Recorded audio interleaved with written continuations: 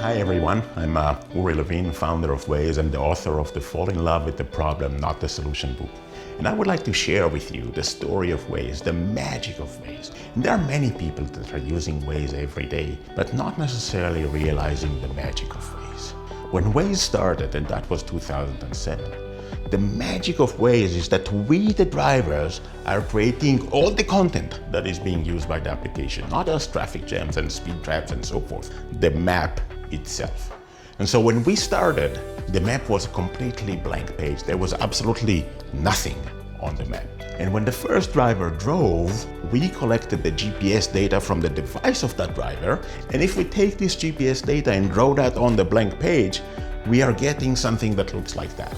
If we are going to take that from a lot of drivers, we are starting to get something that looks like a map, right? If I will tell you that this is a traffic circle in the middle, it looks like a traffic circle, and it is a traffic circle. And if I would ask you, can you tell the difference between a main road and an arterial street? You can easily tell the difference. You can say, okay, this is main road and this is a local street. If there is an intersection that no one is making left turn, then no left turn is allowed, right? If there is a road that there are 100 people going into one direction and there is no one else coming the other direction, that will be one-way street, right? If there is a road that there are 100 people going into one direction and there are only two coming the other direction, this is one-way street in Tel Aviv.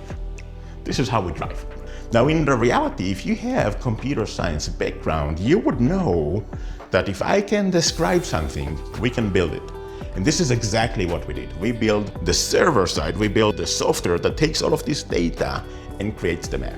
Now at the beginning, the map is obviously incomplete, and then we enabled map editing tools that people can provide us with street names and house numbers and points of interest until the map becomes fairly complete. And in particular, in a more dense area, the map becomes complete or better, faster. Now at this phase, if we will have someone that is driving slow, then we can figure out that there is a traffic jam there.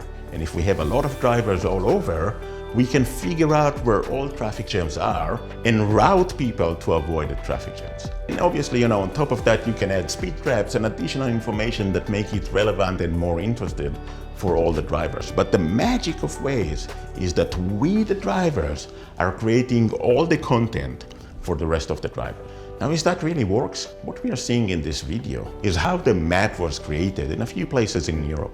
And by the way, it's a little bit hard to see, but it will zoom in into the center area of that city, and this is Bratislava in Slovakia. And you can see the date, beginning of 2010.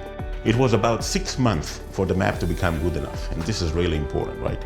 Good enough and free wins the market. No one can compete with that.